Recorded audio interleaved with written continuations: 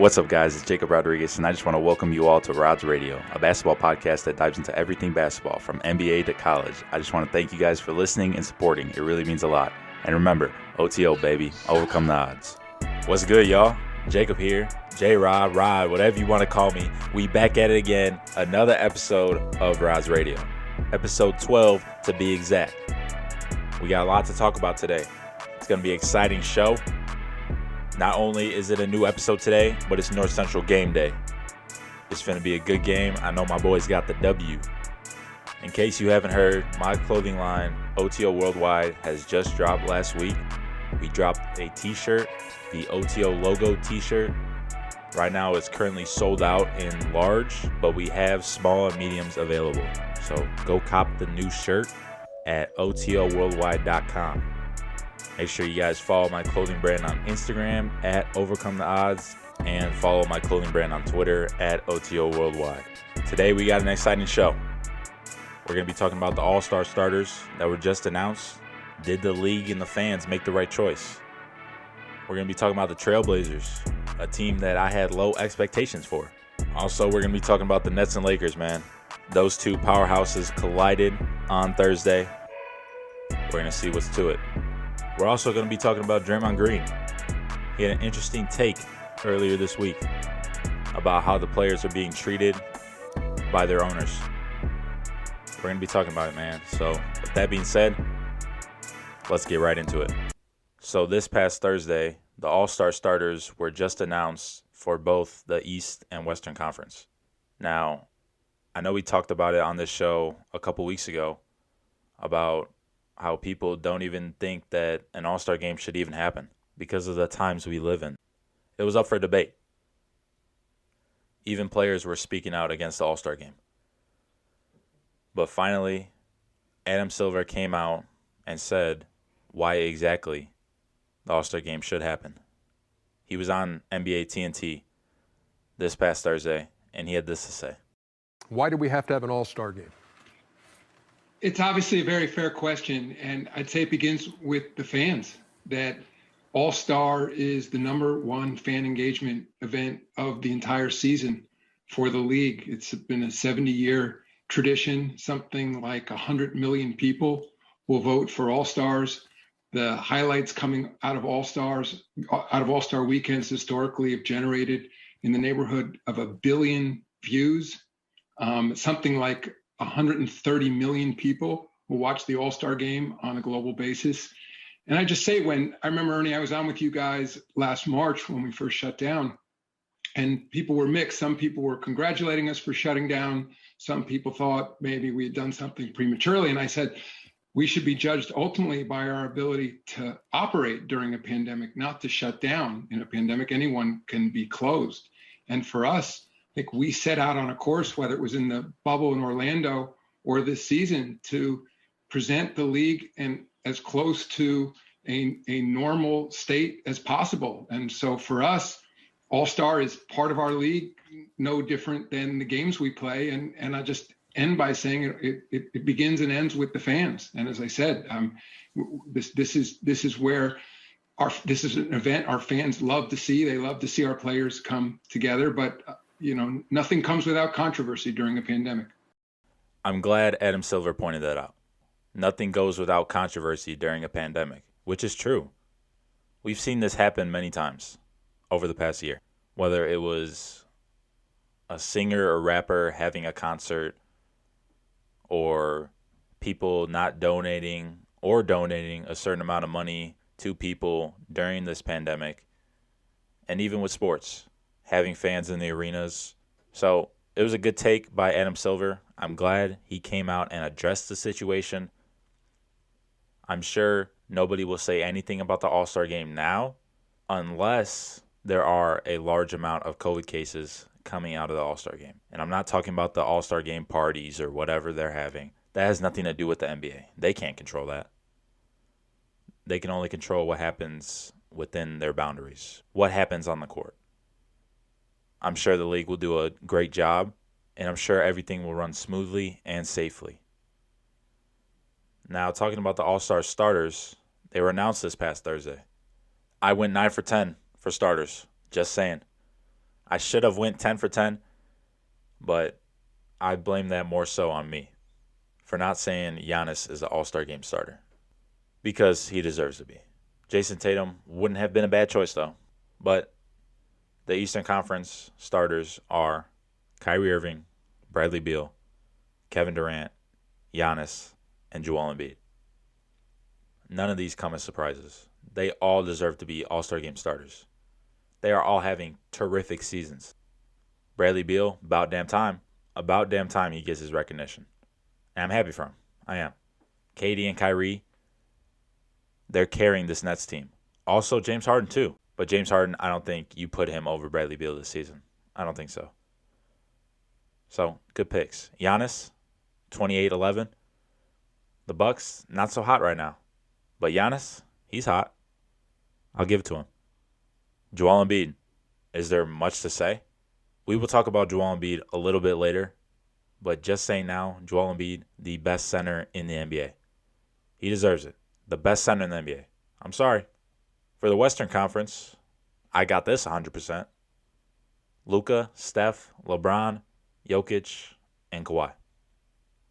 All of them deserve to be All-Stars. They all deserve to be All-Stars, especially All-Star starters. I believe these are the right choices. Now, people may be like, what are you talking about?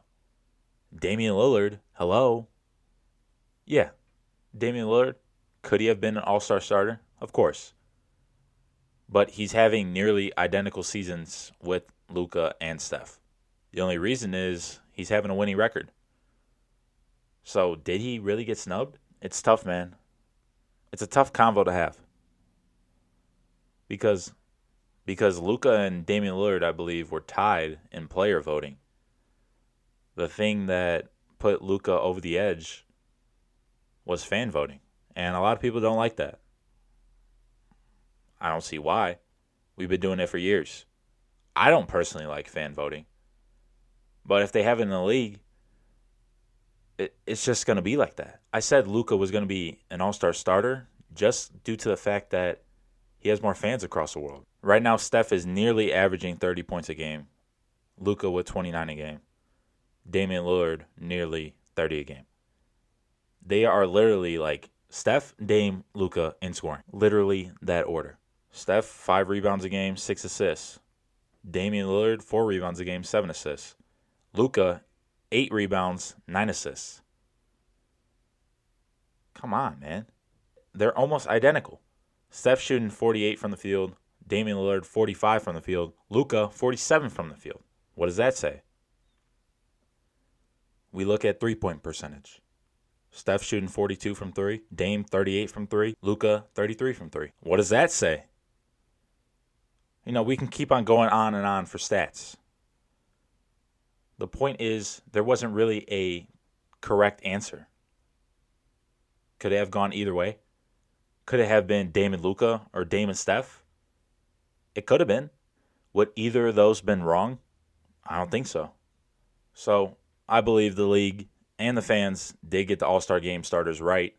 I'm mad I didn't go 10 for 10. You guys know I'm not normally wrong, but in this case, I was wrong. I'll admit it. Speaking of Dame Lillard, he's on a tear this season. We already went through his averages.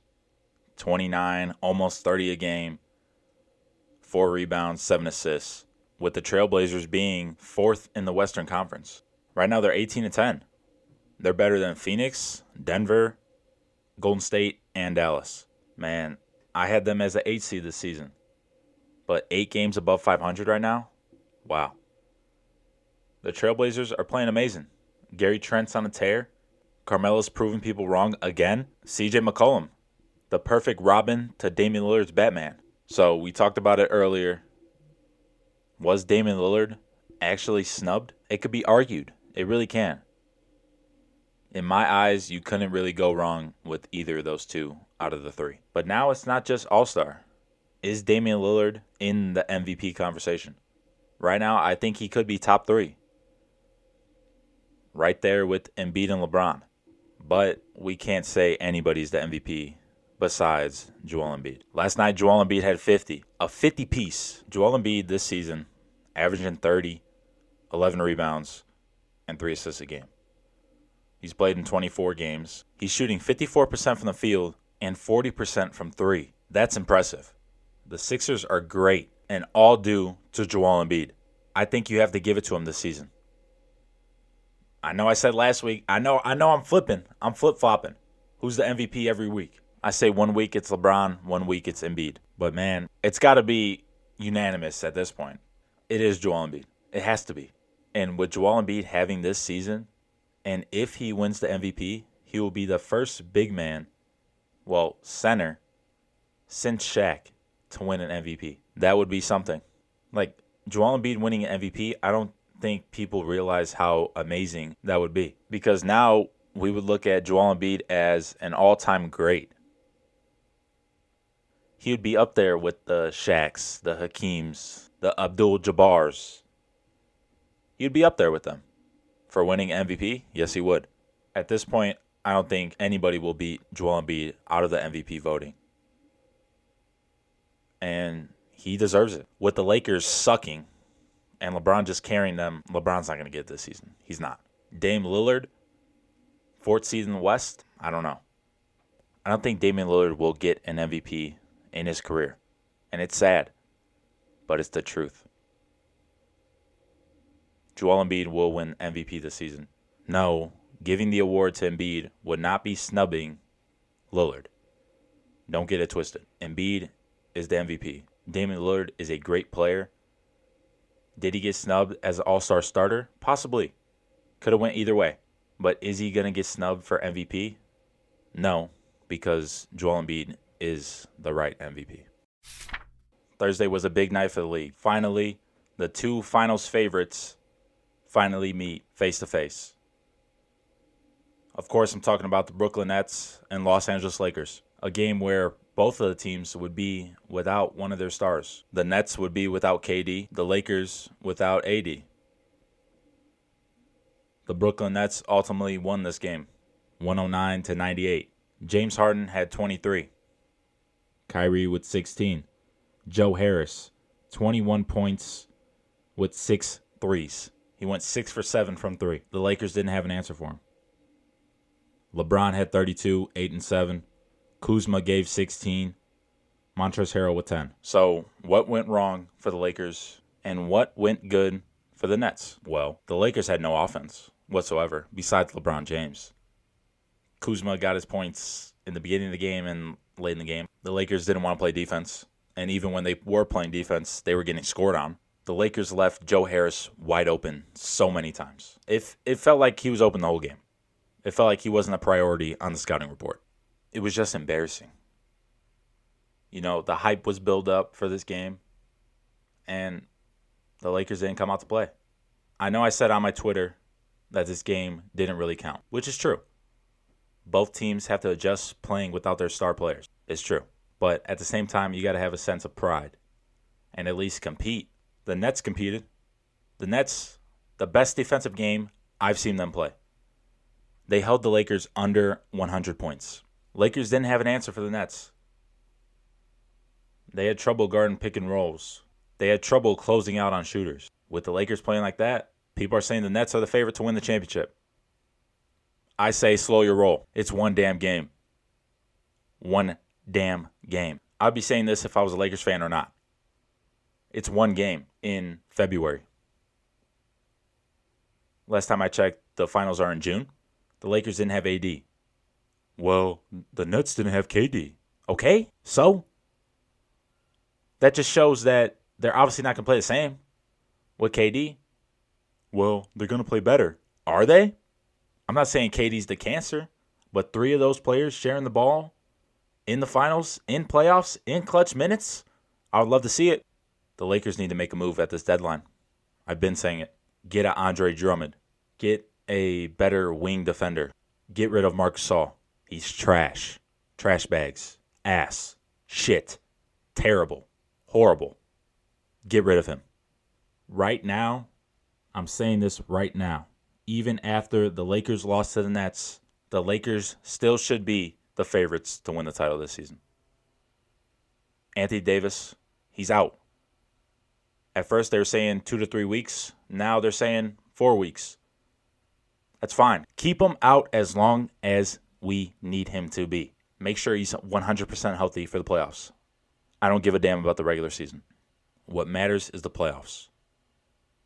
The Lakers will cruise through the West and go to the NBA Finals, where they will face the Brooklyn Nets. And the Lakers will win in 5 or 6 games. It will not go to 7 games. It won't. The Lakers will be fine eventually, but for right now, they're worrying me because they look trash. Earlier this week, Draymond Green made some interesting comments. He was talking about the treatment of players from the NBA owners. And, well, he had this to say. To watch Andre Drummond before the game sit on the sideline, then go to the back, and then come out in street clothes because a team is going to trade him is bull. Because when James Harden asked for a trade and essentially dogged it, I don't think there was no surprise or there's no one's going to fight back that James was dogging it his last days in Houston. But he was castrated for wanting to go to a different team, and everybody destroyed that man. And yet a team can come out and say, oh, we want to trade a guy, and then that guy is to go sit. And if he doesn't stay professional, then he's a cancer, and he's not good in someone's locker room, and he's the issue. And we've seen situations of Harrison Barnes getting pulled off the bench. DeMarcus Cousins finding out that he's traded in an interview after the All-Star game. And we continue to let this happen. But I got fined for stating my opinion of what I thought should happen with another player. But teams can come out and continue to say, oh, we're trading guys, we're not playing you. And yet we're to stay professional. Wow. Draymond Green has a point. Before when we were talking about the James Harden rumors, the trade rumors, how James Harden wanted out of Houston, I talked about how James Harden should stay professional, which he should have. I mean, it wasn't right. It wasn't fair towards the organization that he helped throughout the years. I just believe in having mutual respect for one another. But the way Draymond Green's talking about things, I see where he's coming from. It's not fair for teams to be able to do things while players aren't. He's right. It should go both ways. It should. But, you're a player. You play for a team, an owner, a coach, a general manager, all of that. It's not necessarily your franchise. It is a job at the end of the day. It is. But you don't want to work in an environment that doesn't treat you with respect and with equality. I get where Draymond Green's coming from. Andre Drummond being pulled from the bench, Harrison Barnes being pulled from the bench, stuff like that. That's not really professional from NBA teams. And he's right. Players are supposed to act professional when these sort of things happen. They can't lash out or anything. Players can't come out and say that they want out or they want to be traded. Everybody hates it when they do that. But NBA teams could openly say that stuff. It's just odd how there's a double standard. It really is. And Draymond Green continues with saying this. We talk all of this stuff about you can't do this, you can't say that publicly. If you say that publicly, you're fine. Anthony Davis got fined, I think, $100,000 or something like that for demanding a trade publicly. But you can say Andre Drummond's getting traded publicly, and we're looking to trade him publicly, and he's to stay professional and just deal with it. But then when Kyrie Irving say, oh, my mental health is off, everybody go crazy about that too. Do you not think that affects someone mentally? As much as we put into this game to be great, to come out here and be in shape, to produce for fans every single night, and most importantly, to help your team win, do you think that doesn't affect someone mentally? Draymond Green's just pointing out that these athletes are still human, even though they're making millions of dollars, even though they make amazing plays, amazing shots. They still have real emotions, and they're still human. And in Kyrie Irving's case, the media bashed him. Everybody was mad at Kyrie. And bringing up the Anthony Davis situation, everybody hated AD when he wanted out. Nobody hates AD anymore. There is a double standard there. There is. And I'm glad Draymond Green pointed it out because hopefully that issue can be resolved now. I was never one to say that players should have all the power, but there should be a balance of power because the players are going out there every single day and putting their all on the court for these owners, general managers, etc. Players need to be treated with respect. You know, this idea that players can't come out and say what they want while owners can and teams can, it's just not fair. It's not fair for the players. It's not fair for the league. We live in a day and age where players don't want to be controlled no more. They want to have say in what they do, and rightfully so. I think Draymond should be an advocate for this movement, and hopefully this is the start of something big for players moving forward. I'd like to end this episode talking about some different things around the league that's happened this past week. For starters, did you guys see Anthony Edwards' dunk? Oh my God. Oh my God. He baptized that man. I can't even pronounce the name of the person he dunked on, but that was nasty. If you didn't see it, you need to look it up. I saw something on Twitter where Anthony Edwards was actually out of bounds when he first caught the ball. So the ref could have prevented that murder, but he obviously didn't. Anthony Edwards, dunk of the year by far. Hell, even dunk of the decade so far. We're in the year 2021, so I can say that. Something else that happened that was special last night, Jamal Murray, 50-piece. He scored 50 points on 21 of 25 shooting. He only missed 4 shots. He is the first player in NBA history to score 50 points without a free throw. All his points came from the field. Is Bubble Murray back? Remember I said that maybe the bubble was a fluke? Look at Jamal Murray. Is he finally back? I sure hope so. Because Jamal Murray, when he's hot, he is an exciting player to watch. I'm happy for him. Last night, the Jazz lost for the first time in what feels like forever to the Clippers. The Clippers had a great game. Kawhi Leonard gave you 29. Paul George, only 15. But a W is a W. Paul George has had an amazing season thus far. So I'm not going to bash him today. Eventually, maybe, but not today. Donovan Mitchell had 35. Bogdanovich, 23. Rudy Gobert only had 8. Mike Conley, 16. Clarkson, 19. Watching these two teams play last night, I could tell you that the Clippers are more of a threat to the Lakers than the Jazz. The Jazz are on a roll, but I just don't think they can do damage in the playoffs. I still don't think so. Can they prove me wrong? Yes. Will they? No. All right, so that will do it for this week's episode of Rod's Radio. I want to thank everybody who supports me, everybody that listens to me. You guys are very appreciated. If you guys want to become a supporter, make sure you guys go to anchor.fm/rodsradio/supporter. Any donation is appreciated, and all money will go towards my podcast and back out to you guys. In case you missed it, I have launched my clothing brand, OTO Worldwide, which dropped last Friday. You guys can cop a t-shirt at OTOworldwide.com. The OTO logo tee is available now. We sold out in large, but we are available in small and mediums. Go cop before they're sold out. Make sure you follow my clothing brand on Instagram at Overcome the Odds and on Twitter at OTO Worldwide. Make sure you guys follow Rod's Radio on Instagram and Twitter at Rods_radio. That is at RODS_RADIO. Next Saturday, episode 13 of Rod's Radio. I'm excited for this journey. We're almost into March. I'm excited for this year, man. You guys keep supporting me. I love it. You guys make me happy, and I hope you guys are happy listening to me. With that being said, I only got one thing to say. Rod out.